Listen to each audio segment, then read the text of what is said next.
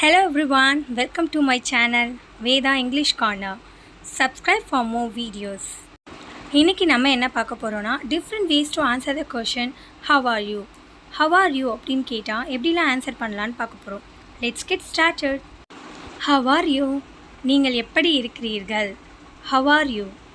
I'm good. நான் நன்றாக இருக்கிறேன். I'm good. I'm fine. நான் நலம். I'm fine. I'm okay. நான் நலமாக இருக்கிறேன். I'm okay. Not too bad. மிகவும் மோசமாக இல்லை. Not too bad. I'm well. நான் நன்றாக இருக்கிறேன். I'm well. Pretty good. மிகவும் நல்லது. Pretty good. நீங்கள் ஏதோ ஒரு பிரச்சனையில் இருக்கும்போது யாராச்சும் வந்து how are you அப்படின்னு கேட்டால் அந்த டைம்லலாம் நீங்கள் வந்து இந்த மாதிரி ஆன்சர் பண்ணலாம். Surviving I guess. உயிர் பிழைத்திருக்கிறேன் என்று நினைக்கிறேன். Surviving I guess.